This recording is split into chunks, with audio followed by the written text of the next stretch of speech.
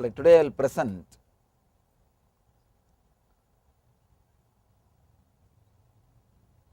my vision of ashram and being in the ashram. Vision for LA ashram and what do we mean by being in the ashram or an ashramite.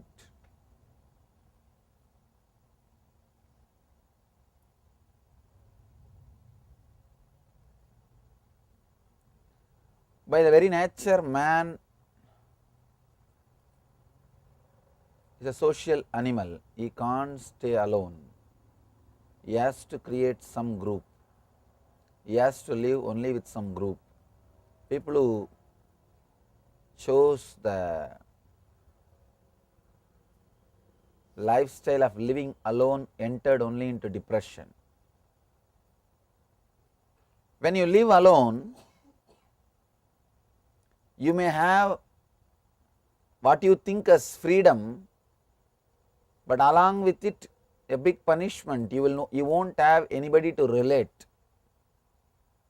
You don't have anybody to whom you can, anybody to trust.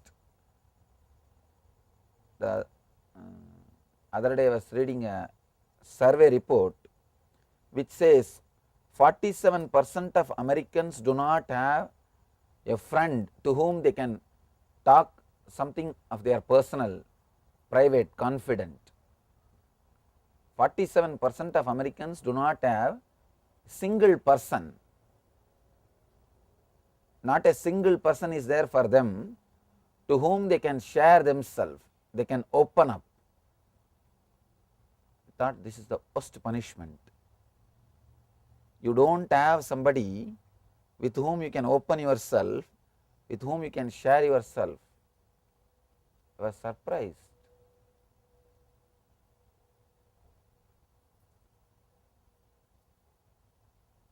The reason is they chose the lifestyle of aloneness. They didn't respect that living together has got any value, and the so-called modern India is also going to the same path. All the cities are becoming just like this because the joint family system has lost its roots. Joint family system is no more a lifestyle in the urban India. Of course, still in rural India it's a lifestyle, but in urban India it's no more a lifestyle. They also started choosing the freedom.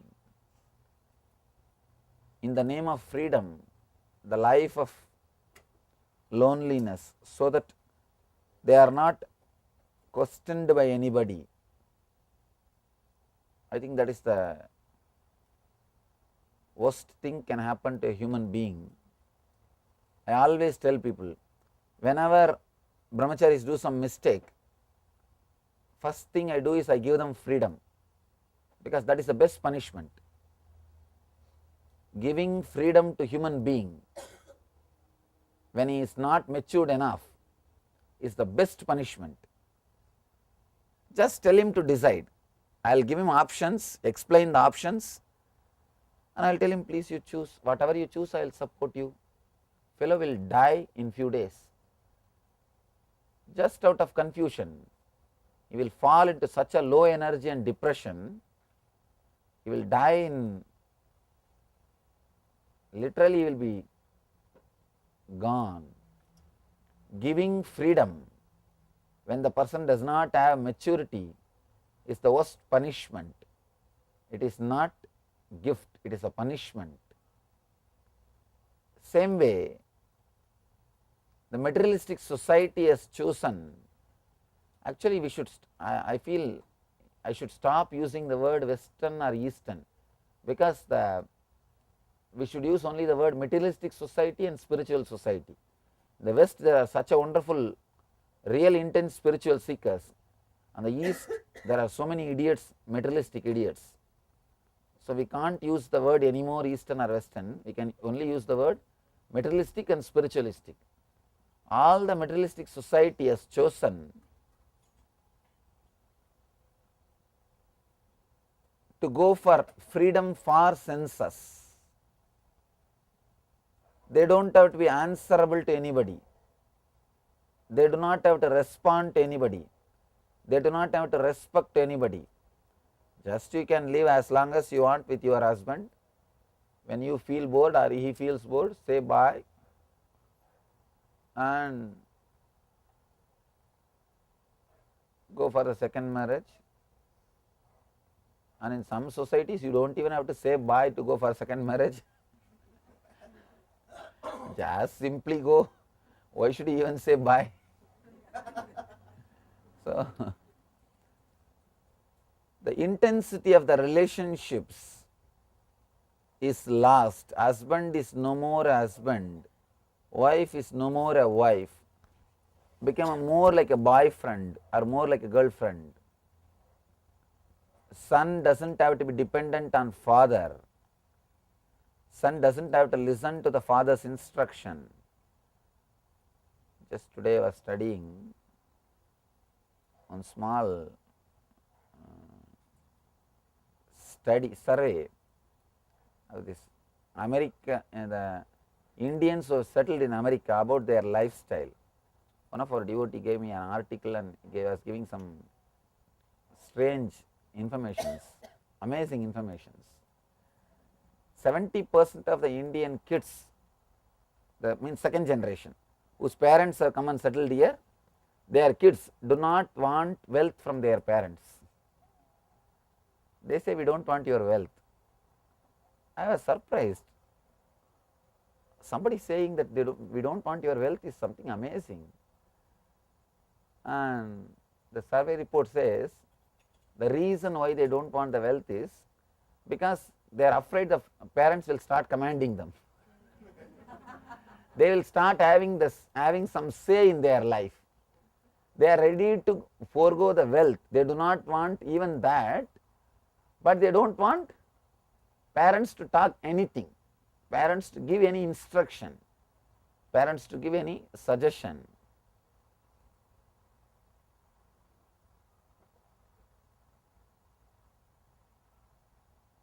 Six months ago, one boy, of course, is our devotee's son.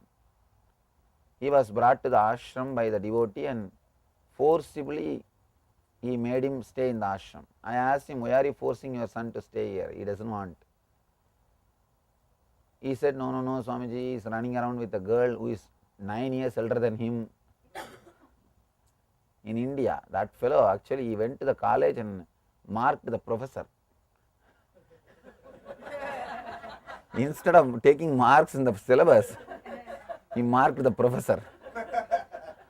And I was shocked that professor also, that girl has no sense, having an affair with a student. And I just can't imagine. And this guy was brought to me. And I told him that that guy's age is around the age of the marriage age only. I said, your age is perfectly all right, you can marry and you have the right to choose your wife, no, nothing wrong, you have all the right, but do you understand that the affair which you are having is not going to be it's not going to be lasting. And I asked him, are you very clear really you want to marry her? Tell me that at least I will call her and talk to her and see that marriage is done. This fellow is saying, no, I don't want to marry. I don't want to marry. And then I said, then take care of your life. You are doing something seriously wrong. And ruining the life of her also, ruining her life also and ruining your life also. Either marry or decide to completely drop, because that is not going to help. And this fellow doesn't have that much of guts and all to marry. And anyhow, finally he stayed in the ashram for 6 months. So this happened 6 months ago. So he came 1 year ago to the ashram. 6 months he stayed in the ashram. Somehow because he was constantly staying around me and the ashramites, his head has become a little clean and he practically stopped connecting with her. And he can't also. From inside the ashram you can't relate with anybody else and nothing can be done. Neither she can come nor you can ring up and talk to anybody. Because nothing, because phone will not work, that's what. No, I am telling you that. No, neither phone nor cell phone, nothing will work. And even if it works, if you are doing something which I don't want, simply nothing will work. That's another beauty of the ashram. Inside the ashram, if you do something which I do not want, suddenly you will see so many obstructions, so many problems, so many disturbances. Even a simple thing will not work. Simple thing will not work. And this guy is not able to relate. So usually when you don't talk or relate continuously, you will forget, because this relationship does not have a depth. After all, a simple hormonal thing. And anyhow, 6 months fellow was little quiet and silent and everything. Suddenly somehow he has to go to his native place for some exam, 10 days exam. Fellow went, again saw her, over. Again saw her, whole thing came back and literally 2-3 hours I spoke to him. Arey, you are ruining your whole life, don't you understand? I spoke to him everything, but finally after all those things, he decided to run around with her. Everything was over. Now just 1 month ago, this fellow is writing a big letter and begging to Ayya also. To Ayya he spoke through phone and writing a big letter. Just because of the hormonal pressure, little bit of pressure, I did not respect Swamiji's words and I escaped and I was running around her.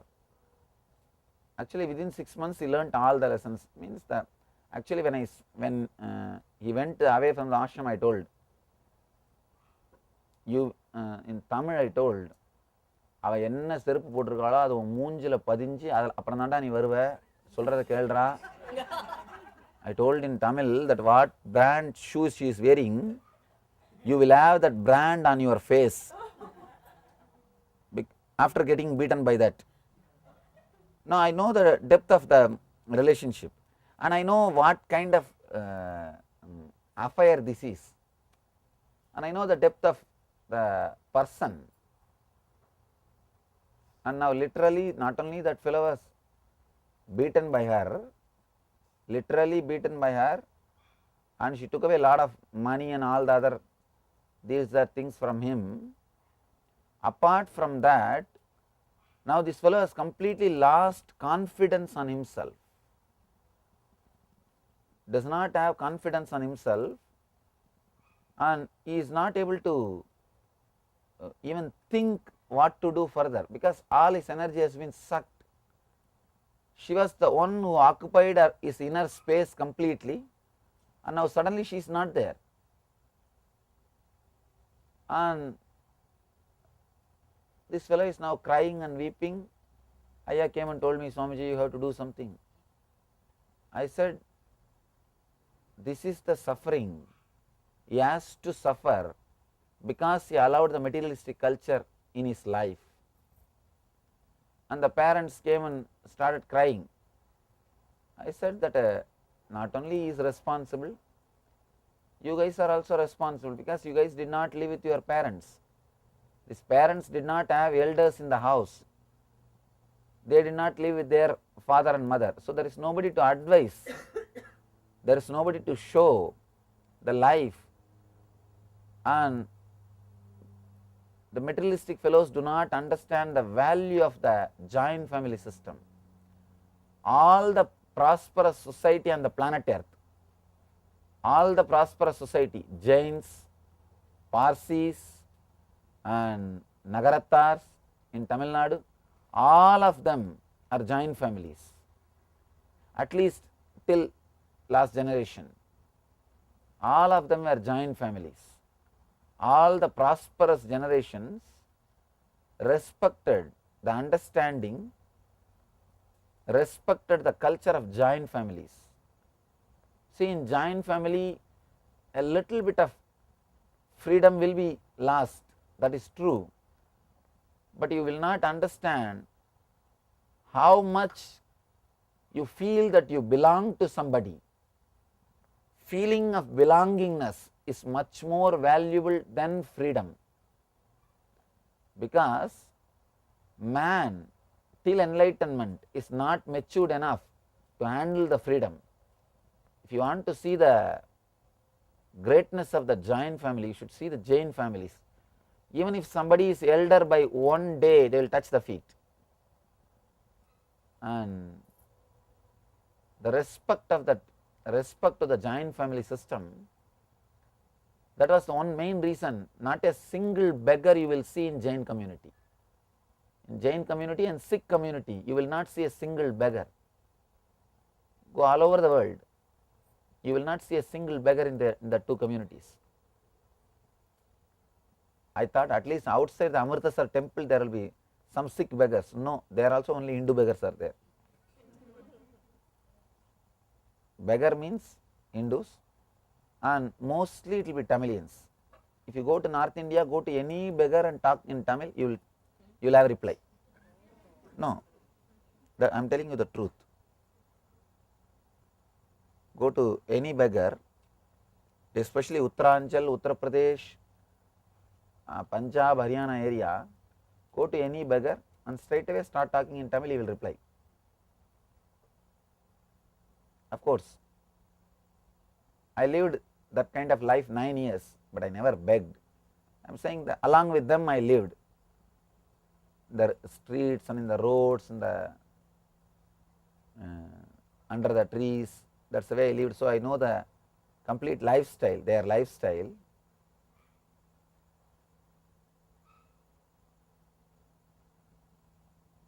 Just yesterday, I met a Swami after 10 years.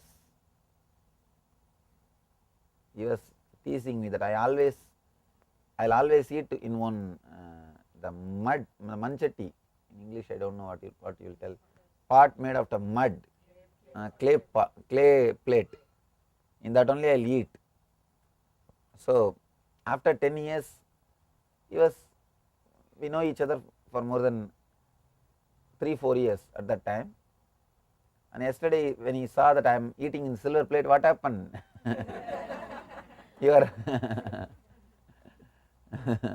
Because I used to carry that always with me. That is the only property I used to have, that one and one kamandalu. I will always carry that.